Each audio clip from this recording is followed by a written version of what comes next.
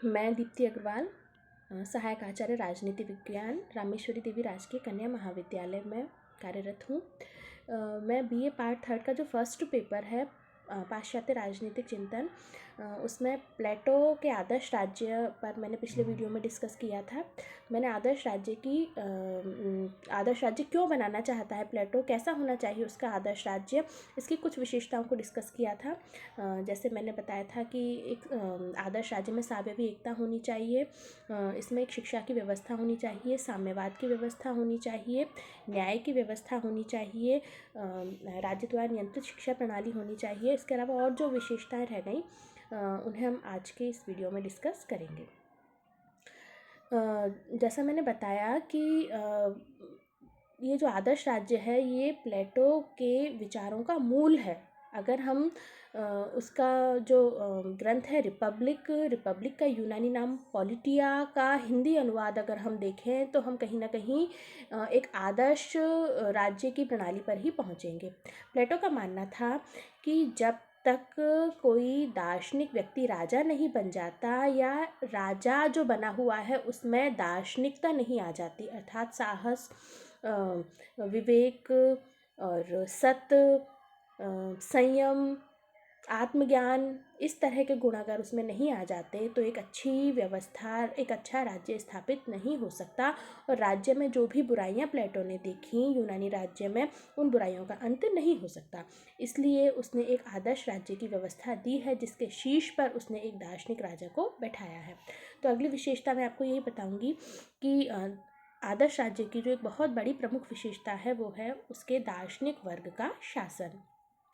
ये जो दार्शनिक वर्ग है, ये जो दार्शनिक राजा है, ये विवेकशील होना चाहिए, ज्ञानी होना चाहिए, सत्यान्वेषी होना चाहिए, प्रज्ञावान होना चाहिए, आत्मसंयमी होना चाहिए। तभी वो एक आदर्श दार्शनिक राजा हो सकता है, क्योंकि वो किसी भी तरह की कोई बुराई उसमें नहीं होगी, हर तरह की अच्छाई उसमें होगी। और ऐसा जो दार्शनिक राजा है वो राजा ही समाज के सभी वर्गों के हितों में उचित तालमेल और समन्वय स्थापित करके एक श्रेष्ठ राज्य की स्थापना कर सकता है।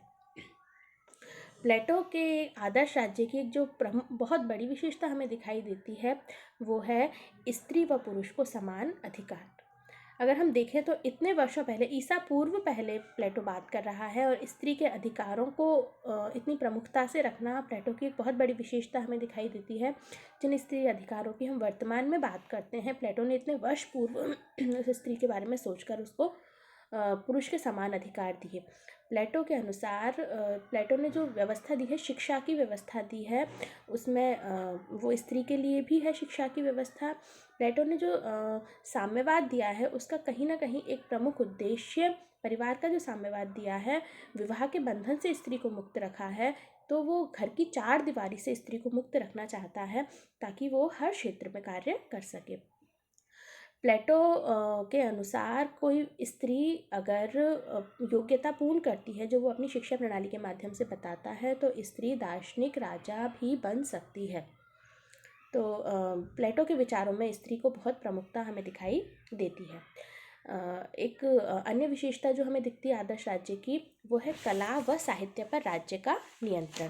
प्लेटो कला व साहित्य को राज्य के नियंत्रण में रखता है, क्योंकि प्लेटो एक अपने हिसाब से राज्य बनाना चाहता है आदर्श राज्य, तो वो कहीं ना कहीं नियंत्रण भी रखना चाहता है प्रजा पर, ताकि वो उसी तरह की कर्तव्य भावना को प्राप्त करें जिस तरह का प्लेटो के आदर्श राज्य में होना चाहिए।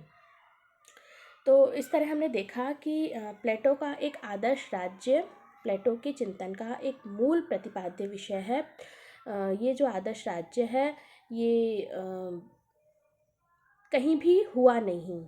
अगर हम देखें आलोचनाओं में हम देखेंगे कि प्लेटो ने अपने आदर्श राज्य में जो भी उसे चाहिए था कि एक अच्छे राज्य में ऐसा होना चाहिए, यानी यूनान में उसने जो भी बुराइयां देखी एथेंस की व्यवस्था में या स्पार्टा की व्यवस्था में, उन बुराइयों से मुक्त एक अच्छा राज्य होना चाहिए, और वो राज्य इन विशेषताओं से युक्त होगा। भले ही वो यूटोपिया था, एक प्लेटो की कल्पना थी, ऐसा होना चाहिए, लेकिन प्लेटो के उस आदर्श राज्य में बहुत सारी ऐसी चीज़ें हमें दिखाई दी जो आज भी बहुत ही इम्पोर्टेंट हैं, और प्लेटो ने उस समय इस तरह का चिंतन किया, इस तरह का सोचा।